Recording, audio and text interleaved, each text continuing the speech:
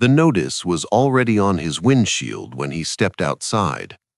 Unauthorized vehicle. Tow scheduled. There was no warning sticker beneath it, no courtesy notice, just a bright orange tag pressed flat against the glass, stamped with a time window and an authorization code. Under it, in smaller print, HOA Parking Enforcement Division. By noon, an email followed. It was addressed to all residents. Effective immediately, driveways are designated as temporary overflow parking only. Vehicles remaining beyond approved windows may be cited or towed at the association's discretion. There was no vote attached, no policy amendment, no reference to a governing document, just a statement presented as fact. He read it once, then again. Then he closed the message. He did not reply. His car remained where it had always been, centered in his own driveway, nose facing the garage, license plate visible, registration current. The same position it had occupied for 6 years, without issue. He did not move it. At 2:14 p.m., another email arrived. This one was addressed to him directly. You are currently in violation of the new parking directive. Failure to comply may result in immediate towing without further notice. He noted the timestamp. He saved the message. He took a photo of the car in the driveway, making sure the house number was visible in the frame. Then he went back inside. The HOA president had always preferred email. She liked records. Transparency, she called it. When rules were enforced publicly, she said, residents felt safer. This was not her first overreach. In the past year alone, she had issued temporary clarifications on trash bin placement, window coverings, and exterior lighting, none of which had gone through a vote. Each time someone pushed back emotionally. Each time the board framed it as non-compliance. This time he did not push back at all. At 4:30 p.m., the HOA website updated. A new page appeared under Community Notices. Parking Enforcement Schedule effective immediately. It listed enforcement windows by date and time. It listed streets. It listed penalties. At the bottom was a line that caught his attention. All enforcement actions will be logged for community transparency. He opened the page in a private browser window and saved a PDF copy. Then he took screenshots. That evening, a tow truck passed slowly down the street. It did not stop. The driver glanced at the driveway, checked something on a clipboard, and moved on. At 7:03 p.m., his phone buzzed. Another email. Your vehicle has been observed in violation. This serves as your final notice. No photo was attached, no inspector name, no citation number. He replied with a single sentence. Please confirm the specific section of the governing documents authorizing driveway towing. Nothing more. He did not attach photos. He did not argue. He did not say the car was on his own property. The response came the next morning. Per association authority, driveways fall under common area regulation during enforcement periods. He read it carefully. That sentence would matter later. He printed it. At 9 a.m., a new message went out to all residents. Several homeowners have already complied with the updated parking rules. Thank you for supporting community standards. Attached was a spreadsheet. It listed addresses, it listed dates, it listed violations corrected and violations pending. His address appeared under the second column. There was also a new column labeled Tow Authorized. The HOA had created its own record. He did not remove the car. Instead, he emailed the HOA office a formal request.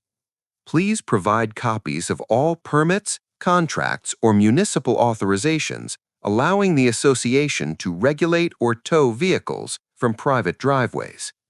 He sent it at 9:17 a.m. He set a read receipt. At noon, the spreadsheet updated. A checkmark appeared next to his address under Tow Authorized. The HOA president believed this was control. She believed public logs discouraged resistance. She believed compliance followed pressure. She did not know that every update, every timestamp, every unchecked box was being preserved exactly as presented. At 3:41 p.m., the tow truck returned. This time, it stopped. The driver stepped out, walked halfway up the driveway, and paused. He took a photo of the car. He checked his phone. Then he shook his head. He got back into the truck and left. At 4:02 p.m., an email arrived from the towing company, forwarded accidentally to the HOA distribution list. We cannot tow from private driveways without municipal authorization. Please advise. The message was recalled within minutes, but the notification had already gone out. He saved it. That evening, the HOA president sent a final announcement. Due to unforeseen administrative clarification, driveway enforcement is temporarily suspended. No apology, no explanation. But the records remained online. The logs, the emails, the spreadsheet with authorization boxes checked by hand. He did nothing. And for the first time, the HOA had created a problem it could not quietly delete. The suspension lasted 48 hours. Then a new notice appeared. This one arrived by certified email, addressed only to him, marked Administrative Clarification, Final. Driveway enforcement was paused pending internal review. That review is now complete. Effective tomorrow, the association will resume enforcement under clarified authority. Attached was a 2-page memo on HOA letterhead. It cited sections of the bylaws he had already read, general language about community appearance, safety access, and temporary use of limited common areas. None of those sections mentioned private driveways. What mattered more was what the memo added. A footnote. Driveways may be treated as limited common elements during enforcement windows. There was no amendment attached, no vote record, no legal opinion, just a sentence introduced as clarification, not change. He compared it to the governing documents line by line. The language did not exist anywhere else. He printed the memo and placed it behind the earlier email where the HOA had already stated in plain words that driveways fall under common area regulation. 2 different explanations, same result. That afternoon, the community website updated again. The parking enforcement spreadsheet returned, cleaner this time, columns renamed. The tow authorized column was gone. In its place, compliance status. His address was marked non-compliant. The HOA president had learned something, or so she thought. At 6 p.m., another email went to all residents. Enforcement resumes tomorrow. Vehicles parked outside designated compliance standards may be towed. Thank you for your patience. There were replies this time. One resident asked where guests were supposed to park. Another asked whether work trucks counted. A third asked why driveways were suddenly restricted. The HOA replied once publicly. Please direct individual questions to the office. This policy is already in effect. That message did more than end the discussion. It documented intent. The next morning at 8:03 a.m., the tow truck returned. This time it parked across the street and waited. He stepped outside calmly, coffee in hand, phone in his pocket but not recording openly. The car was still in the driveway. Nothing had changed. At 8:17 a.m., his phone buzzed. An email. You are in active violation. Tow will proceed if vehicle is not removed within 15 minutes. He did not reply. At 8:32 a.m., the driver approached the driveway again. He walked farther this time, chalked the tire, took photos from multiple angles, and called someone. The call lasted less than a minute. The driver returned to the truck and sat. At 8:49 a.m., a new email arrived. Tow delayed due to administrative review. Violation remains on record. The HOA had not backed down. They had paused. That distinction mattered. By noon, the community received another update. Several residents have contacted the association regarding driveway use. Please note that enforcement is legal and consistent with association authority. Attached was a 1-page Q&A. It stated that the HOA had consulted industry standards. It did not name a municipality. It did not reference any statute. It did not attach any permit. He saved it. Then he sent another formal request. Please provide copies of any legal opinions, municipal approvals, or enforcement permits relied upon for driveway towing authority. He sent it from the same thread as before. This time, the response came quickly. The association is not required to provide internal documents. That sentence was new. It contradicted the HOA's own transparency policy, published on the same website hosting the enforcement logs. He added it to the file. That evening, the HOA president sent a private message, not an email, a message through the resident portal. We are trying to maintain order. Your refusal to comply is being noted. It was the first emotional message she had sent. He did not respond. Instead, he submitted a records request to the city, not for permission, but for confirmation. A simple question: has the association at blank address been granted authority to regulate or tow vehicles from private residential driveways? The city acknowledged receipt. While waiting, the HOA escalated again. A notice appeared on his door, printed, unsigned. Final warning, tow imminent. He photographed it before removing it. The next morning, the enforcement log updated. Under his address, a new note appeared. Repeated refusal, legal remedies under review.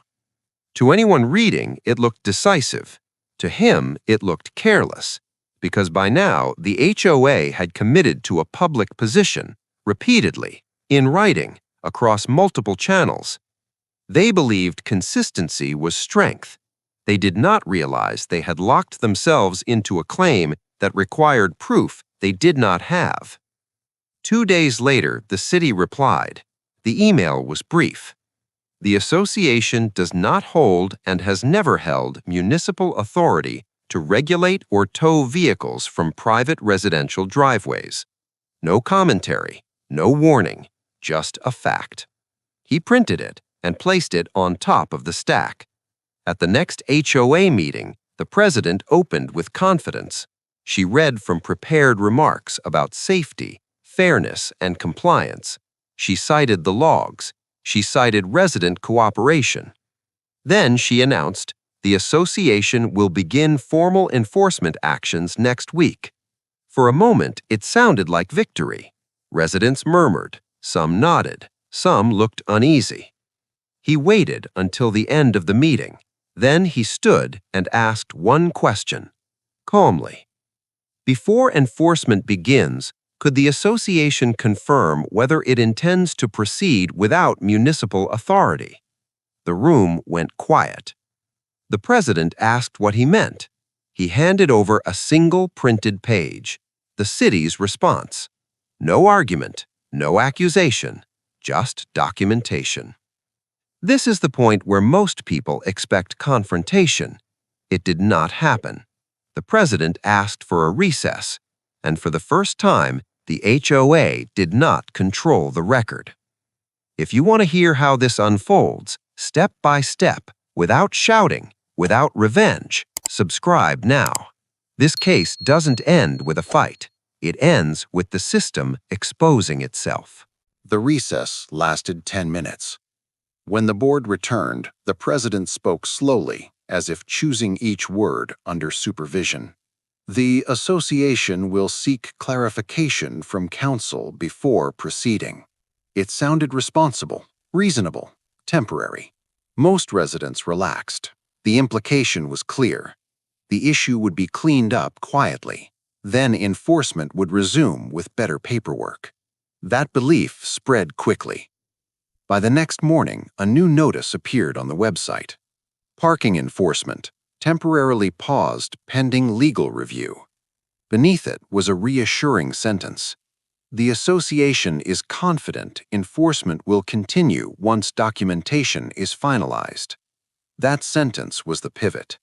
It admitted enforcement had already occurred without finalized documentation, a fact the HOA did not seem to recognize as an admission. He saved the page.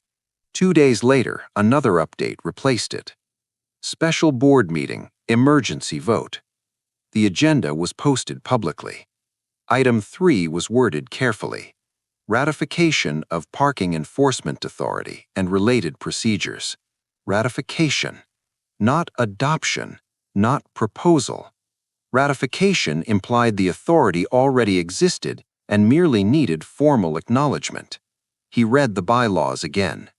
Emergency votes required immediate threats to health or safety. Parking appearance did not qualify. Neither did consistency. He did not email the board. He did not attend the meeting. Instead, he submitted a written request 20 minutes before it began. Please confirm whether this meeting is intended to retroactively authorize prior enforcement actions. The request was logged by the system. The meeting started anyway. Residents later described it as efficient. No open discussion, no resident comments. The board voted unanimously. The minutes were posted the same night. They stated, "The board hereby ratifies prior parking enforcement actions and affirms authority moving forward." It looked decisive. It looked final. And for the first time, the HOA truly believed it had won. The next morning, enforcement resumed. Tow warnings reappeared on windshields. The spreadsheet updated again. This time, the HOA included a new column. Authority confirmed. Yes. The tow company returned. This time, they did not hesitate. At 9:22 a.m., the truck backed into the driveway. At 9:24, the driver exited with a clipboard and gloves. At 9:26, the driver's phone rang. He answered, listened, then frowned. At 9:28, he stepped away from the car and made a second call. At 9:31, he approached the front door. When the door opened, the driver spoke quietly. "I can't touch it," he said. "They're trying to fix something after the fact." That sentence mattered more than any notice. The truck left. At 10 a.m., the HOA sent a community-wide message. Enforcement delays today were due to vendor scheduling. All violations remain valid. It was a lie, and worse, it was a documented lie, contradicted by access logs, timestamps, and the vendor's own email, which arrived an hour later.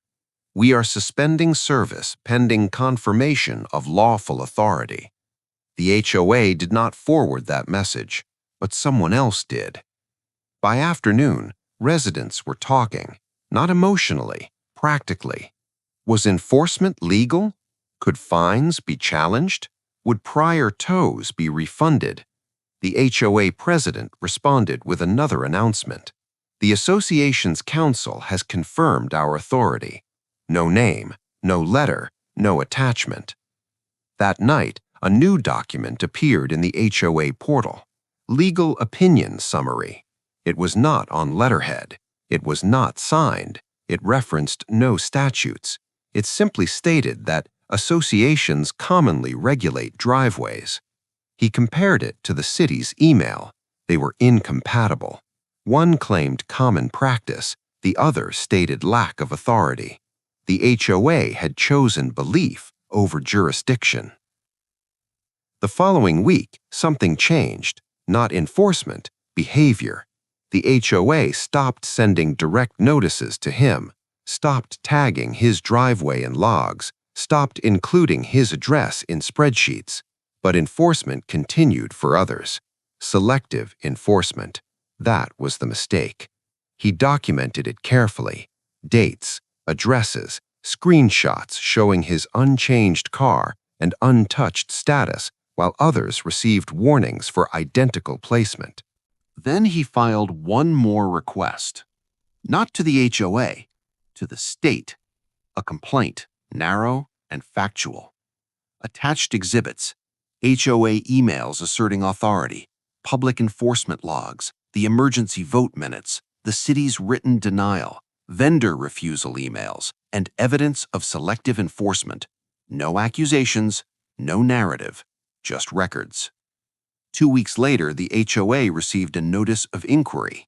The tone shifted immediately.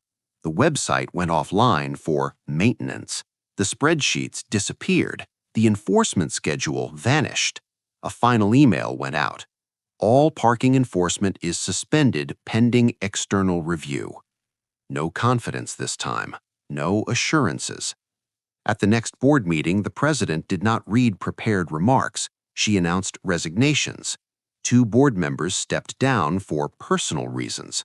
The parking policy was tabled indefinitely. There was no apology to residents. There was no admission of error. But enforcement did not return.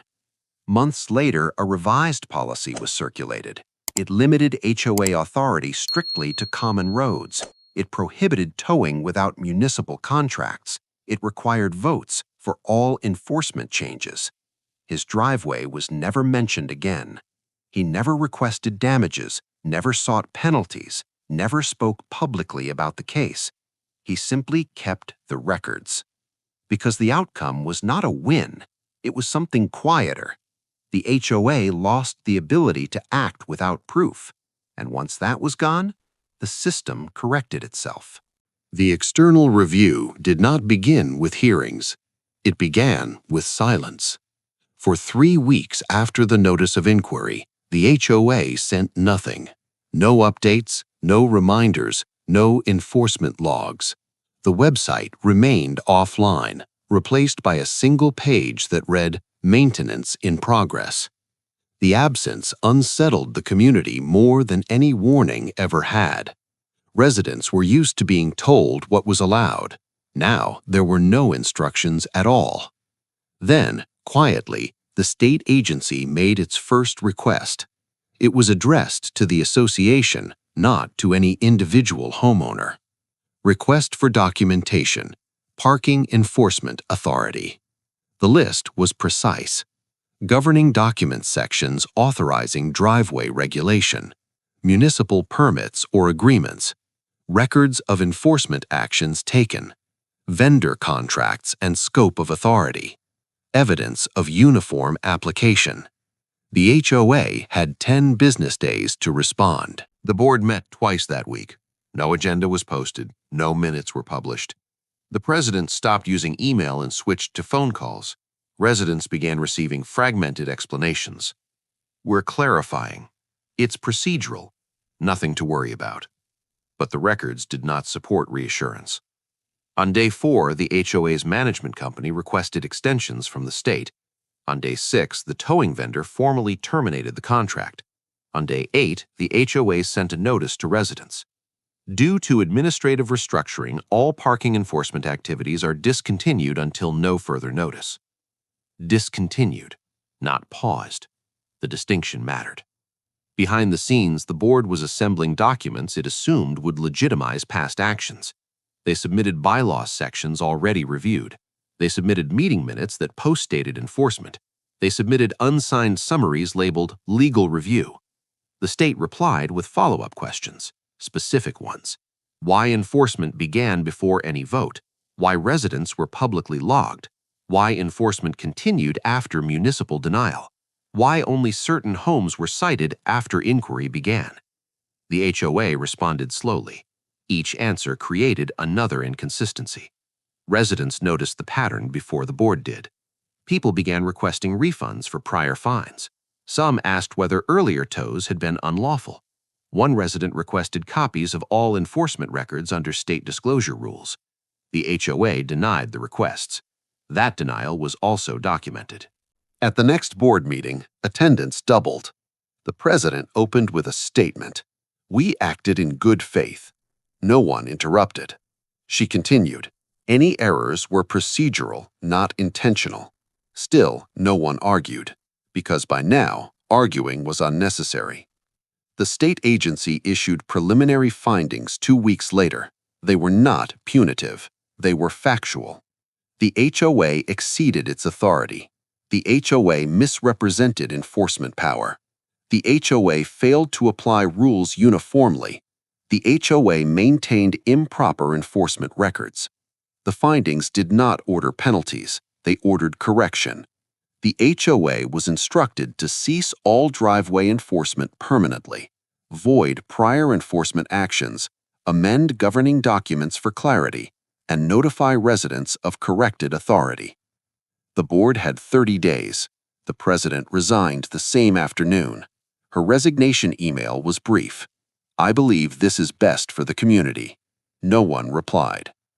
Within a week, the HOA management company also withdrew. The association hired interim counsel. Their first act was to advise silence. No more emails, no more notices, no more explanations. But silence could not undo records. Residents began comparing experiences. They noticed patterns in who had been cited and who had not. They noticed enforcement spikes following complaints. They noticed how quickly rules appeared and disappeared. Trust did not recover. At the next annual meeting, quorum barely formed. New board members were elected reluctantly. None ran on authority. All ran on restraint. The first motion passed unanimously. No enforcement action shall be taken without explicit authority and published documentation. The second motion followed. All enforcement logs shall be internal unless required by law. The third motion ended it. The association will no longer engage third-party enforcement vendors. The driveway issue was never raised again. Months later, the state closed the inquiry.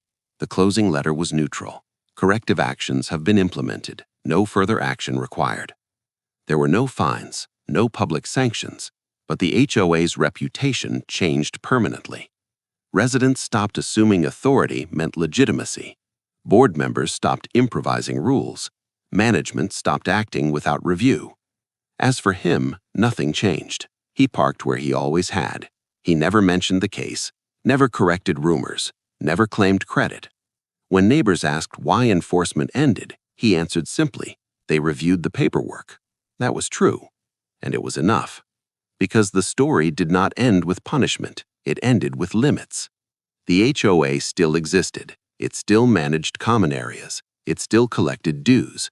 But it no longer governed by assumption, it governed by proof. And once proof became the standard, overreach lost its power. The change was not dramatic. There were no announcements declaring a new era, no banners on the website, no letters promising transparency. In fact, for a while, there were fewer communications than ever. That was the point. Without constant enforcement reminders, the neighborhood adjusted on its own. Cars appeared in driveways again. Guest vehicles stayed overnight without notes on windshields. Work trucks came and went during the day without generating emails. Nothing collapsed. If anything, things became quieter. The new board learned quickly that silence required discipline. Every decision now went through council. Every policy referenced a section number. Every notice included an effective date and a vote count. Residents noticed the difference, not because rules were gone, but because they stopped changing overnight. One of the first tests came with a complaint. A resident submitted a request to limit street parking during weekends. The request was reasonable on its face: congestion, visibility, access concerns. In the past, it would have become a notice within days. This time, the board responded differently. They acknowledged the request. They asked for data. They contacted the city regarding jurisdiction. Weeks passed. The resident followed up, frustrated. The board replied with a single sentence: "The association does not have authority to regulate public streets." That was it. No workaround, no reinterpretation, no temporary clarification. The request ended there. For some residents, the shift felt slow. For others, it felt like relief. The absence of sudden enforcement removed a layer of tension that had existed for years without anyone naming it. People stopped checking their email for violations. Board meetings shortened. Attendance stabilized. The HOA became boring, which for an HOA was success. There were still disagreements. still fines for actual violations, still rules about shared spaces. But every action followed the same pattern now. Authority first, documentation second, enforcement last. As for him, he never joined the board. He never attended meetings unless required. He never corrected board members publicly. He did not need to. The records had done their work. Occasionally, a new resident would ask why the HOA no longer enforced parking the way others did. Someone would answer, "We had an issue a while back." That was usually enough. Once, a board member asked him privately whether he would consider helping draft future policies. He declined politely. "I'm not interested in managing people," he said, "just processes." The board understood.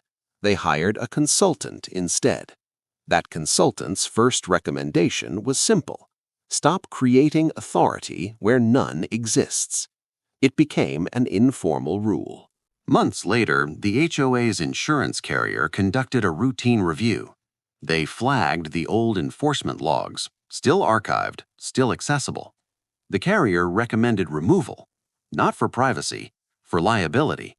The logs came down permanently. That removal closed the last loop because the records had already been seen by those who mattered. There was no need to preserve them any longer. One afternoon, nearly a year after the original tow notice, he received an email from the city. Not a warning, not a request, a confirmation. "Your inquiry from last year has been resolved. Thank you for bringing the matter to our attention." He did not reply. He archived the message. Nothing in his daily routine changed. The car stayed in the driveway. The rules stayed predictable. The HOA stayed within bounds. That was the outcome. Not victory, stability. Because the goal had never been to defeat the HOA. It had been to remove uncertainty. The board learned that authority is not asserted, it is proven. Residents learned that compliance does not require silence, it requires clarity. And the system learned something else, that when someone refuses to argue, refuses to escalate, and instead insists on documentation, power loses its ability to improvise. There were no lessons posted, no emails summarizing what went wrong, no case study. But the absence of future incidents said more than any announcement could.